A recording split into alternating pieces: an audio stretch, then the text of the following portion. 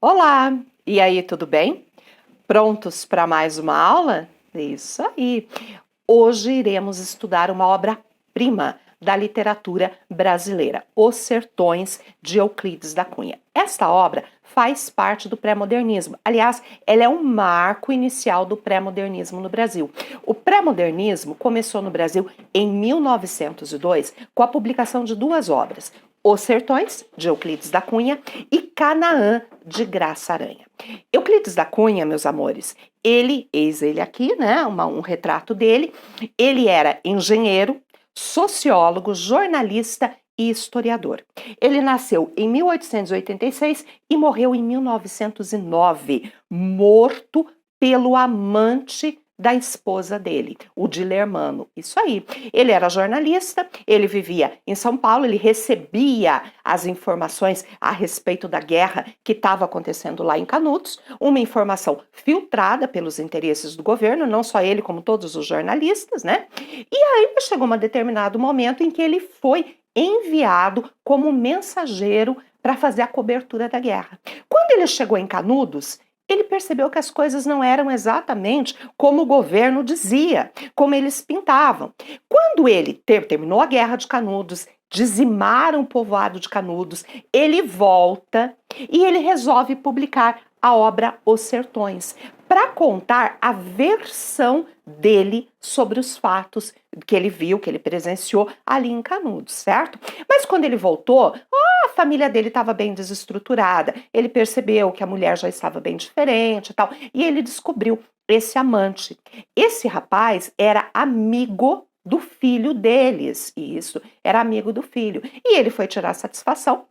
O cara era um exímio, era soldado, mexia muito bem com armas, acabou matando Euclides da Cunha. O filho do casal foi vingar a morte do pai e também foi morto por esse amante. Mesmo com essa situação, a mulher de Euclides da Cunha permanece casada um tempo com esse cara, né? Tem um filho com ele e tudo mais. Então, ele morreu em 1909, assassinado pelo amante da sua esposa. Bom, até a Companhia de Canudos, Euclides da Cunha foi um defensor incondicional do novo regime. Quando ele foi lá, a mentalidade começou a mudar, tá? Ele chegou em Canudos em 1897 como repórter do jornal O Estado de São Paulo, para fazer essa cobertura de guerra, tá? Tá aqui um mapa para a gente entender aonde fica Canudos, tá vendo? Ó, aqui tá a Bahia, Canudos está aqui, certo? Dentro do estado da Bahia, aqui no norte, né, do estado da Bahia, próximo ali de Pernambuco e tal. Belezinha, meus amores? Ali era o povoado de Canudos, um povoado grande que se estruturou através da figura de Antônio Conselheiro. Contexto da obra. Em 1896, lá no sertão da Bahia, teve início um dos acontecimentos mais impressionantes e sangrentos de toda a história do Brasil, que foi a Campanha de Canudos. 4 expedições organizadas pelo governo foram até lá para destruir este povoado, que era visto por eles como um bando de subversivos, de bandidos, né? E quem viviam ali? Índios, mulatos, caboclos, pretos, sertanejos que eram dirigidos, ficavam organizados através da figura mística de Antônio Conselheiro. Antônio Conselheiro andava com uma bata branca, uma bata às vezes azul, um crucifixo no peito, e ele falava tudo aquilo que aqueles homens sofridos queriam e precisavam ouvir, que Deus os amava, que a vida seria diferente. E em torno de Antônio Conselheiro foi se formando esse povoado. Só que para quem via tudo aquilo, imaginava assim, não, olha, é um grupo de bandidos, porque inclusive cangaceiros, né, faziam parte desse grupo, chegavam ali, Antônio Conselheiro dizia, larguem as armas, mudem a vida, aqui não vai ser assim, mas Juazeiro e outras cidades da região não viam Canudos com os bons olhos. Meus amores, pensem que eu estou falando aqui, ó, de século XIX, 1896, e eu estou falando de um povoado que chega a 20 mil pessoas, não era pouca gente não. Então, o governo tinha a intenção de acabar com esse povoado. Isso mesmo. Continuando o processo do contexto, gente, a resistência do sertanejo chegava a assombrar o país. E a derrota de Canudos tornou-se para o exército e para a república, né, que estava ali começando, uma questão de honra nacional. Então o sertanejo, ele resistia. E aí a república tinha que provar, não, peraí, porque senão ia perder a sua força, o seu poderio. Muito bem. Até o início da guerra, as elites do litoral e do sul ignoravam o que fosse o sertão. É diferente, né? Não tinha a tecnologia que nós temos hoje, a capacidade de interação. Eles não tinham a real noção do que era o sertão. Uma estranha pátria, sem dono, abandonada pelas leis e instituições, vivendo sob o jugo da terra e dos latifúndios. Para compreender a revolta, era necessário que o sertão viesse à tona, numa nova tradução. E quem vai trazer esse novo sertão à tona é Euclides da Cunha nessa obra, para a gente conhecer esses dois Brasis. Foi essa grande proeza do jornalista e engenheiro militar Euclides da Cunha ao publicar seu livro Os Sertões em 1902, uma obra contundente que destruía o sonho brasileiro da república e da civilização branca europeizada, ok? Uma obra de denúncia, ok? Posso dizer também que estou diante de uma obra de teor determinista. O homem é fruto do meio onde ele está inserido, ele vai ter o seu comportamento ditado ali. Beleza, meus amores? Aqui é a obra, e aí a gente vai ver que em Canudos, ao acompanhar a luta, né, de perto, Euclides da Cunha foi lá como repórter, né, para cobrir a luta, ele percebeu que a guerra tinha razões aparentemente movidas pelo fanatismo religioso. Euclides da Cunha, ele falava, como eu disse quase há pouco, coisas que o povo queria ouvir e precisava ouvir no momento de tanta dor, de tanto sofrimento. Ele foi o primeiro escritor brasileiro a diagnosticar o subdesenvolvimento do Brasil, referindo-se à existência de dois países, o do litoral, o do sul e o do norte. Ele faz esse apontamento dentro da obra. Canudos, ele resultou do confronto entre esses dois Brasis, distintos entre si no espaço sul e norte, no tempo e pelo atraso de séculos em que vivia a sociedade rural lá do norte, né? Aqui a tecnologia vindo, o progresso e lá o abandono total. E ele traz esse retrato para que a gente conheça, tá? O Brasil urbano, né? Marcado pela industrialização, pela civilização, pela busca da modernidade, e o Brasil rural, agrário, brutalizado, fanático, anacrônico. Muito bem. A obra foi publicada em 1902, como eu adiantei para vocês, marcando o início do pré-modernismo, e ela é dividida em 3 partes: a terra, o homem e a luta. Vamos conhecer cada uma delas? Aqui está o povoado de Canudos, um desenho do povoado de Canudos, da igreja que foi construída local, que na obra é apontado como local da morte de Antônio Conselheiro. Na terra, na parte da terra, o Euclides da Cunha descreve a geologia, a topografia da região. Então ele fala do clima seco, ele compara o norte, o clima do norte com o clima do sul.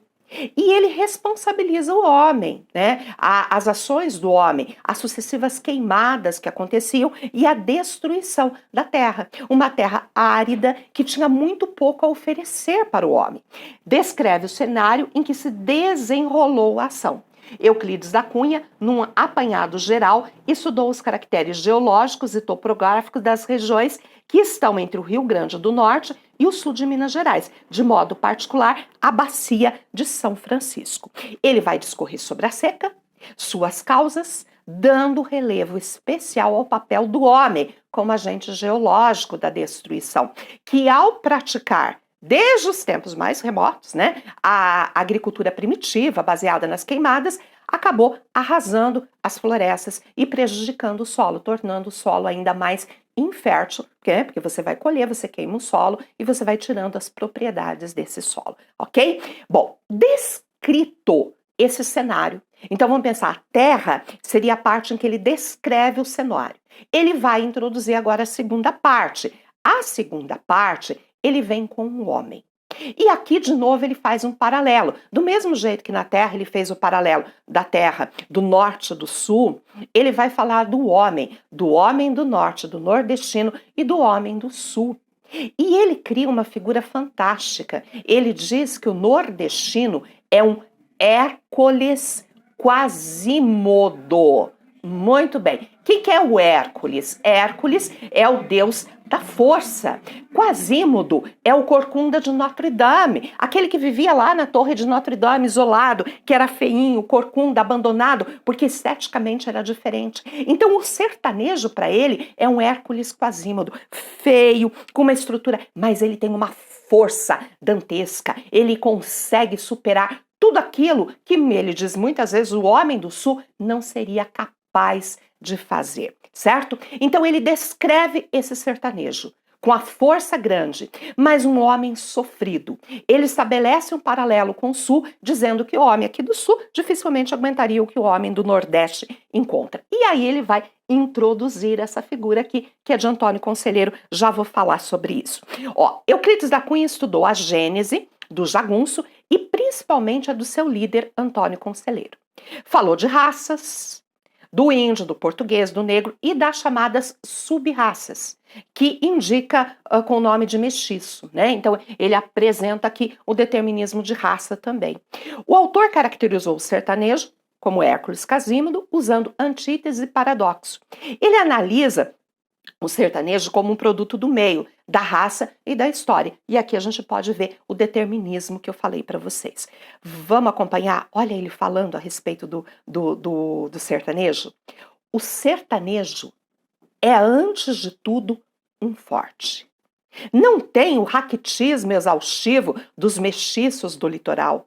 A sua aparência, entretanto, no primeiro lance de vista, revela o contrário. É desgracioso, desengonçado, torto, Hércules Quasímodo. É o homem permanentemente fatigado. O homem permanentemente fatigado. Entretanto, toda essa aparência de cansaço ilude. No revés, o homem transfigura-se. Na necessidade, no problema, ele se agiganta. É assim que ele descreve o sertanejo. E esse homem sofrido, né? Esse homem que está enfrentando toda essa situação, aparece aí Antônio Conselheiro, uma figura mística que vem falando aquilo, como eu disse, que eles queriam e precisavam ouvir na época, tenham coragem, as coisas vão ser diferentes. E em torno de Antônio Conselheiro formou-se esse povoado. Volto a dizer, quase 20 mil pessoas, bem grande o povoado, né? E o Antônio Conselheiro apregoava o que eles deviam fazer, como eles deviam agir, tá? Estamos prontos para entrar na terceira parte do livro, que é a luta. Antônio Conselheiro resolveu construir uma igreja ali no povoado de Canudos. Muito bem, mandou os homens dele até a Juazeiro, comprar a madeira para poder fazer o telhado, a base, né, o piso. Comprou e pagou a madeira. E os comerciantes de Juazeiro ficaram de entregar dentro de um determinado prazo. Venceu o prazo, a madeira não chegou. E ele pediu para que os homens dele fossem buscar. E eles voltaram com a resposta: eles não vão entregar. Gente, pensa bem. Você vai lá, compra o produto na internet, por exemplo, paga pelo produto, e na hora que vai para receber, a pessoa diz que não vai te entregar. Você vai gostar? Claro que não. E Antônio Conselheiro também não gostou e mandou o recado: se eles não entregarem o produto que nós compramos e pagamos, nós vamos buscar força. Mas isso era um plano do governo, porque eles queriam destruir, eles queriam pretexto para atacar Canudos. Então eles viram isso como uma ameaça e organizou-se a primeira expedição. Quantas expedições nós temos lá? 4 expedições foram organizadas, tá bem? A luta a parte mais importante, constituída da narrativa das 4 expedições do Estado enviadas para sufocar a rebelião de Canudos, que reunia, olha, veja bem como eu coloquei, os bandidos do sertão. E a gente vai ver que, na verdade, não eram, tá? Havia cerca de 20 homens, né, habitando no arraial, na maioria ex-trabalhadores dos latifúndios da região. E aí começou o conflito. A primeira expedição, gente, ela tinha 500 homens. Mas vamos lá. As autoridades de Juazeiro se recusaram a mandar a madeira que Antônio Conselheiro adquirira para cobrir a igreja de Canudos. Os jagunços, então, pretendiam tomar à força o que haviam comprado e pago. Avisado das intenções dos homens de Conselheiro, o governo do estado manda que Juazeiro se organize uma força que elimine o foco do banditismo. Vou colocar esse banditismo entre aspas também, tá? Com homens comandados pelo tenente Pires Pereira, são surpreendidos e derrotados pelos jagunços no povoado de Uauá. Então, a primeira expedição, que foi essa de 500 homens, tá? Não teve sucesso. Foi uma expedição que não deu certo. Poxa, agora vamos fazer o quê? Vamos aceitar isso? De forma alguma. Eles organizaram a segunda expedição. 1.300 homens. Sobre a direção, sobre o comando do coronel Moreira César, armados com canhões Krupp. E eles foram para lá, esses canhões eles tinham sido recentemente importados da Alemanha, tá? Só que eles foram sem planos muito definidos, imaginando, subestimando os sertanejos que estavam ali. E o governo sofreu a sua segunda derrocada. E aí o que aconteceu? Eles fugiram, os soldados fugiram, deixaram até armas, deixaram os canhões e foi embora. Mas vamos sossegar com isso? De forma alguma. Organizou-se a terceira expedição. Essa terceira expedição, gente, com 5.000 homens, tá? Opa, desculpa, agora já tô falando da última expedição. Com 5.000 homens, e aí eles se dividiram. E aí, desta vez agora, gente, eles contam com até o ministro, né, da guerra, o Marechal Bittencourt, presente. Tudo muito bem organizado. Então, a primeira expedição não deu, a outra de 1.500, não deu, 800, 1.300, 5.000 homens. Muito bem. E aí, o que eles fazem? Eles se dividem, atacam Canudos pelos dois lados, cortam a água do povoado. É tal história. Canudos estava venceu 3 batalhas. Mas é óbvio que também foi enfraquecendo. Chegou um ponto que eles também estavam com baixas, com perdas. E o Antônio Conselheiro, nesse momento, ele entra na igreja e uma das balas do canhão atinge a torre da igreja, cai os destroços sobre ele, ele estava ajoelhado e ele morre ali dentro da igreja. O que o povo ali de Canudos acreditava? Antônio Conselheiro morto. Eles enfraquecidos, sem água, sofrendo ataque. Mas eles acreditavam que Antônio Conselheiro, depois de morto, voltaria. Voltaria com uma legião de anjos. E que esses anjos iam lutar junto com eles contra as tropas do governo. Meus amores, Antônio Conselheiro voltou? Claro que não. Ele liderou um grupo de anjos? De jeito nenhum. E aí o que acontece? Nós temos a destruição total do povoado de Canudos. E o nosso escritor, Euclides da Cunha, estava lá. E ele viu, por exemplo, as pessoas já rendidas, de braços erguidos, sendo fuzilados. Mulheres que eram estupradas, e ele falava, não, mas isso está tudo errado. São brasileiros lutando contra brasileiros, não tinha necessidade. E ele compreendeu que eles não eram bandidos, que eles eram pessoas que tentavam lutar por uma vida melhor. Morreram ao todo, né, nesse combate, mais de 25.000 pessoas, culminando com a destruição total do povoado. E aí, o que acontece? O Euclides da Cunha, depois de ter presenciado tudo isso, ter achado uma barbaridade, a incompreensão da situação, ele volta e publica essa obra que nós estamos agora conhecendo, tá? Aqui é uma foto, tá, das pessoas ali rendidas dentro do povoado de Canudos. Síntese da obra. É a primeira obra a lançar o modelo dos 2 Brasis, um litoral e um interiorano. Ideia de que a compreensão de cada uma dessas partes permitiria a compreensão do país como um todo. Então, a partir do momento que a gente compreende essas partes, compreende as ansiedades, os momentos, o que está vivendo, a gente consegue compreender o país e conseguir uma harmonia, respeitando as diversidades. Esta é a ideia trazida por Euclides da Cunha. Gente, eu agradeço a esta aula. Peço a vocês, antes de ir embora, que curtam esse vídeo, tá certo? Compartilhem, deixem comentários aqui. Eu vou colocar na descrição do vídeo um outro vídeo, né? Falando sobre o pré-modernismo, para vocês compreenderem melhor todo o contexto em que essa obra foi feita. Muito obrigada e eu espero vocês aqui no próximo encontro.